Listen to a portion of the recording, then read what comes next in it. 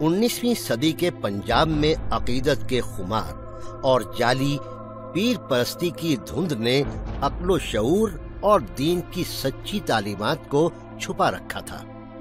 लोगों को धोखा देना निस्बतन आसान था, लेकिन अब हम एक नए अहद में दाखिल हो रहे हैं, जहां सवालात उठाए जाते हैं, जहां ज़ौक़े तहक़ीक़ अक़ीदत के नशे पर गालिब है, जहां अफ़कार और नज़रियात का मवाजना करना आसान हो गया है, क्योंकि बुनियादी इल्मी ज़राए जदीद टेक्नोलॉजी की मदद से अब आम आदमी की दस्तरस में है। मुख्तलिफ नुक्ता हाय नज़र के तमाम दलाइल पूरी आबोताब के साथ सामने आ चुके हैं। इंफॉर्मेशन टेक्नोलॉजी ने तमाम तरह की मालूमात फराहम कर दी हैं। अब हक़ाइक़ को छुपाना मुश्किल है। मैंने बारहा ऐसे कादियानी देखे कि जिनको पहले पता ही नहीं था कि कादियानियत है क्या। वो जस्ट इसलिए कादियानी थे कि उनके बाप कादियानी थे, उनके दादा कादियानी थे, वो भी उसी मज़हब में उन्होंने आंख खोली और वो भी कादियानी रहे। तो जब हमने उनको दिखाया कि देखो तुम्हारी किताबों के अंदर क्या हकीकत है, हमने अपने बड़ों की, अपने अकाबरीन की उनको किताबें दिखाई, अल्लाह के फजल से उन्होंने अल्हम्दुलिल्लाह बाकायदा वो तौबा की। तो इस पे जो फी ज़माना बड़ी मशहूर किताबें हैं जो आजकल मिल जाती हैं, मतीन खालिद साहब की किताबें हैं, उनको पढ़ें, बड़े बड़े और बुजुर्गों की किताबें हैं उनका मुतालिया करें। एक किताब है, ये मेरे सामने मौजूद है, ये किताब है कादियानी, सबूत हाजिर हैं। ये इसके अंदर बाकायदा मतीन खालिद साहब ने कादियानियों के अकायद, इनकी खराफात, मिर्जा कादियानी की ज़िंदगी के बारे में एक एक हवाला उन्होंने फोटोकॉपीज उसकी पेश की हैं। असल हवाला उसको पढ़ें, उनको पता लगे कि हमारे बड़े क्या हैं, हमारे हक़ाइक़ क्या हैं। अकाबरीन ने जो किताबें लिखी इनको पढ़ें, तो इंशाअल्लाह इनका ज़हन इस पे इंशाअल्लाह अगर ये न्यूट्रल होके, गैर जानिबदार होके इन किताबों को पढ़ेंगे तो इंशाअल्लाह मैं समझता हूँ कि हिदायत दूर नहीं। जो मेरे साबका कादियानी दोस्त भी हैं, रहे थे, तो अब भी मेरी उनसे कोई दुश्मनी है। मैंने तो इस्लाम कबूल किया है अल्लाह के खौफ से। तो उनके लिए पैगाम है, तुमने भी अल्लाह के हजूर पेश होना है, मैंने भी पेश होना है। तुमने अपने अमाल का हिसाब देना है, मैंने अपने का देना। लेकिन मेरे अल्लाह का हुक्म है कि अपना जो मेरा पैगाम है लोगों तक पहुंचाओ कि आपने अगर हक पहचानना है तो हक पहचानने के लिए पहले मिर्जा साहब की 2-3 किताबें तो पढ़ लो कम अज कम। 17 कैसिया पढ़ो, सीरत महदी पढ़ो, तज़किरा पढ़ो, 2-3 दफा पढ़ो, और कुरान और हदीस को साथ रखो, बुखारी शरीफ साथ रखो, असल सेट, मुस्लिम शरीफ रखो, तिरमिज़ी रखो, नसाई रखो, उनको पढ़ लो मुकम्मल। आपको दोनों का पता होना चाहिए, फिर आपको पता चलेगा कि मिर्जा साहब क्या कहते हैं और मोहम्मद रसूलुल्लाह क्या कहते हैं। बहुत सारे लोग हैं जो अब इससे निकल भी गए। मैं महसूस करता हूँ कि इसकी जो पहले कुव्वत हुआ करती थी किसी ज़माने में, वो अब नहीं रही, और बहुत ही एक बेदारी सी पैदा हो रही है। और लोगों ने उसके रद्द में भी जो कुछ लिखा गया है वो भी पढ़ना शुरू किया है, सुनना शुरू किया है, जो पहले ऐसा नहीं था। पहले एक तरफा सी कार्रवाई थी, लेकिन वक्त गुजरने के साथ साथ ऐसे लोग आ गए हैं जो उनके अंदर तरबियत पाने के बावजूद, उन ख़ानदानों में पैदा होने के बावजूद, वो ये समझते हैं कि ये जो जैसे बाद लोग कहते हैं कल्ट है या एक नया मज़हब है, उसकी बुनियाद कोई नहीं है। तो उसको कितना भी मुलम्मा चलाया ना जाए वो छुप नहीं सकती उसके अंदर। देखिए, बात यह है कि हर इंसान को अल्लाह ताला ने अक्ल दी है, शऊर दिया है, और जब वो बलूगत पे पहुंचता है तो उसको खुद चाहिए कि वो खुद स्टडी करे, बजाय कि जो माँ बाप का मज़हब है वो अपनाए। तो कंपैरेटिव स्टडी जमात में इसका कॉन्सेप्ट मौजूद नहीं है। जो अहमदी दोस्त अहबाब हैं, भाई हैं, नौजवान हैं, उन्होंने कभी भी कोई कुरान मजीद का तर्जुमा या अहमदियों का जो छपा हुआ कुरान मजीद, इसके अलावा जो मुसलमानों के प्रिंटेड कुरान मजीद हैं, वो अब तक अपने घर में नहीं रख सकते। अब ये कुछ सवाल अपने आप से पूछें कि क्यों वो नहीं कर सकते, उनकी इजाज़त, उनको ये इजाज़त क्यों नहीं है, उन्हें करना चाहिए। अगर वो ये भी जानने के लिए कि वो सच्चे भी हैं या नहीं, तो इसलिए तनकीदी निगाह से भी और एनालिटिकल स्टडी के लिए भी कंपैरेटिव स्टडी वो करें। इसी तरह अहादीस की बुक है, حدیث کی بکس لیں اور وہ بکس پڑھیں. میں آپ کو بہت سی ایسی کتابیں ہیں. مرزا صاحب نے اپنی کتابوں میں لکھا ہے کہ 3 لاکھ ایسی احادیث ہیں جو کہ میرے حق میں ہیں. وہ کدھر ہیں 3 لاکھ احادیث؟ آپ دیکھیں، پڑھیں تو صحیح. جو امام مہدی کے آنے کی نشانیاں تھیں جو حدیثوں میں صحیح 6 میں ہیں، وہ آپ خود پڑھیں. احادیث کی کتاب لے کے پڑھیں، حدیث کا علم حاصل کریں اور دیکھیں، پڑھیں، کمپیریٹیو اسٹڈی کریں.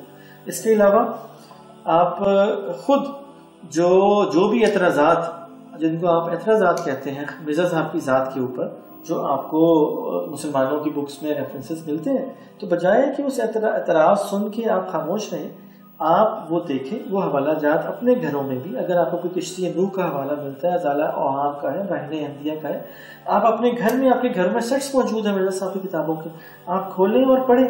آپ دیکھیں کہ یہ سچ ہے کہ جھوٹ ہے. اور اگر تو وہ سچ لکھا ہے، سچ ہے، تو پھر آپ اس کو اسٹڈی کریں، سوچیں، اللہ تعالیٰ سے دعا کریں، وہ نفل پڑھیں اور خدا تعالیٰ سے رہنمائی مانگیں. تاہم حقیقت تک پہنچنے کے لیے اخلاص اور شعور کی ضرورت آج بھی ویسے ہی ہے جیسے پہلے کبھی تھی. کسی بھی عہد کا انسان ہو، سچ اور جھوٹ میں امتیاز کے لیے اسے اپنے ذہن کو تنقیدی بصیرت سے مسلح اور اپنے دل کو صداقت کی طلب سے روشن کرنا ہوگا. اسے اپنے مفروضات پر اثر نو غور کرنا ہوگا. کہیں ان کی بنیاد فکری مغالطوں پر تو نہیں. احمدی نوجوانوں کو میں یہی کہہ سکتا ہوں کہ اپنی آنکھیں کھولیں. آپ پہلے دیکھیں کہ مرزا صاحب نے جو دعویٰ کیا تھا کہ میں امام مہدی ہوں اور میرے آنے سے جو حدیث ہیں اس کے مطابق مجھے یہ ترقیاں ملے گی اور یہ انقلاب آئے گا. کیا وہ انقلاب آیا؟ جب وہ فوت ہو گئے تو کوئی انقلاب وہ چھوڑ کے نہیں گئے. اور اس وقت بھی اور آج بھی پاکستان کی 1% بھی آبادی جو ہے وہ احمدی نہیں ہوئی. اور اس سے پہلے جب وہ فوت ہوئے اس وقت بھی 1% آبادی احمدی نہیں تھی. اور پوری دنیا میں 1% بھی آبادی احمدی نہیں ہے. پھر آج اگر انہوں نے ایک سکیم شروع کی کہ جی اتنی تعداد ہو گئی، عالمگیر بیت کے نام پہ تقریباً 12-13 کروڑ کا دعویٰ کر دیا، تو ذرا چیک کریں کہ کسی بھی شہر میں، کسی بھی جماعت میں جو ان کی اوریجنل تعداد تھی اس کا 400 گنا زیادہ احمدی ہو گئے. آپ کو سخت مایوسی ہوگی، کسی جگہ یہ چیز نہیں ملے گی. پھر آپ دیکھیں کہ جماعت کلیم کرتی ہے کہ ہم بہترین مسلمان ہیں، تو کیا بہترین مسلمانوں میں حج اور زکوٰۃ نہیں ہونا چاہیے تھا؟ جو بنیادی رکن ہے اس کو تو بالکل چھوڑ چکے ہیں. پھر آپ یہ نوٹ کریں کہ آپ اگر چندہ نہیں دیتے تو احمدیت تو ایک مذہب کا نام ہونا چاہیے تھا، تو چندہ کا اس کے ساتھ کیا تعلق؟ اگر چندہ نہیں دیتے تو کیا آپ احمدی نہیں رہ سکتے؟ یہ پکی بات ہے کہ آپ احمدی نہیں رہ سکیں گے. تو پھر آپ کو اندازہ ہو جانا چاہیے کہ جماعت میں کی تمام پالیسیاں صرف پیسہ اکٹھا کرنے والی ہیں، اس کا مذہب سے کوئی تعلق نہیں. اور پھر یہ بھی دیکھیں کہ جماعت کی طرف سے جب ایک تحریک چلی جس کو عالمگیر بیعت کہتے ہیں، اگر وہ جھوٹی ثابت ہو جائے تو آپ اندازہ کر جائیں کہ جماعت کے پلیٹ فارم پہ ایک جھوٹ پھیلایا گیا، وہ کسی طرح بھی سچ نہیں نکلا، تو پھر آپ دنیا میں رہ کے لوگوں سے تانے برداشت کریں، اسلام سے دور رہیں، تو آپ کی نجات کا پھر کون ذمہ دار ہوگا؟ میں آپ کو دعوت دیتا ہوں آپ اس پہ غور کریں اور اسلام کی طرف آئیں، مسلمان ہوں، اسی میں نجات ہے اور اسی میں ترقی ملے گی. انشاءاللہ جب آپ مسلمان ہوں گے اللہ تعالیٰ آپ پہ خاص فضل کرے گا اور آپ کو دن دگنی اور رات چگنی ترقی ملے گی. احمدی خواتین و حضرات، ہماری گزارش ہے کہ آپ تمام حوالوں کو ڈبل چیک کریں اور غیر جانبداری اور دیانتداری سے مرزا غلام احمد کی تمام کتابوں اور ان کی زندگی کا مطالعہ کریں اور جماعت احمدیہ کے ظالمانہ نظام کا بھی مشاہدہ اور تجزیہ کریں جو آپ کے دل و دماغ کو کنٹرول کرتا ہے اور آپ کا ذہنی اور نفسیاتی استحصال کرتا ہے۔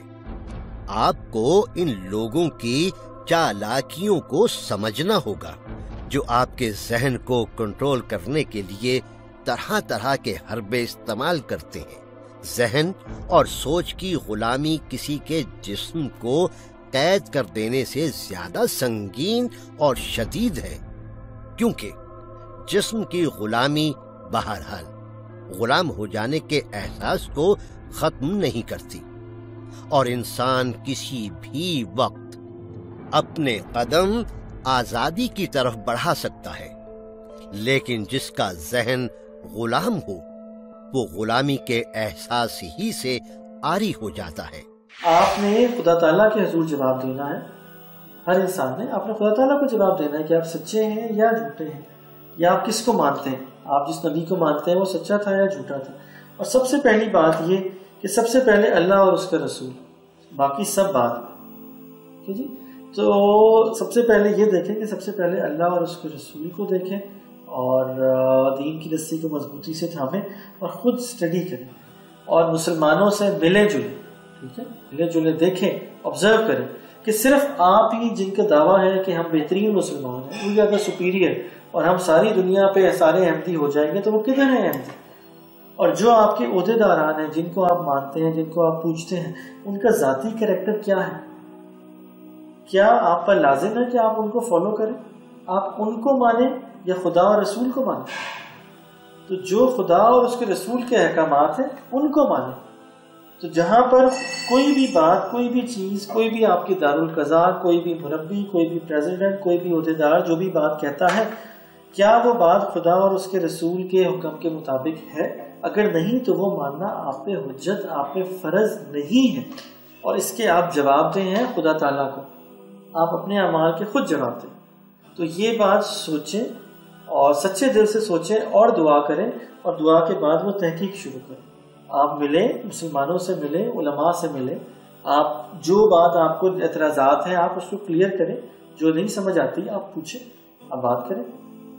تو کوئی وجہ ہے، کوئی ریزن ہے، جبھی تو تمام کے تمام مسلمان، آپ 2-3 لاکھ پاکستان میں ایک طرف اور سارے 20 کروڑ عوام ایک طرف، کیوں بھائی؟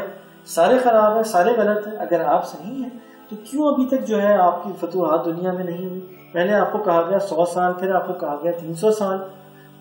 300 سال تو آپ کی زندگی میں پورے نہیں ہونے، آپ کو تو زندگی ایک ہی دفعہ ملی، آپ نے تو خدا کو جواب دہ ہونا ہے کہ آپ کس نبی کے ماننے والے پیروکار ہیں۔ یہ آپ کو سوال اپنے آپ سے خود پوچھنا ہے، نہ کہ اپنے والدین۔ آپ کے والدین اپنے جواب دہ خود ہیں، تو ہر جان نے، ہر نفس نے اپنا جواب خود دینا ہے۔ آپ اپنے والدین کے، بھائی بہن کے، جماعتی عہدے داروں کے جواب دے نہیں ہیں، آپ خدا تعالیٰ کے حضور اپنے عمل کے اور اپنے عقیدے کے خود جواب دیں۔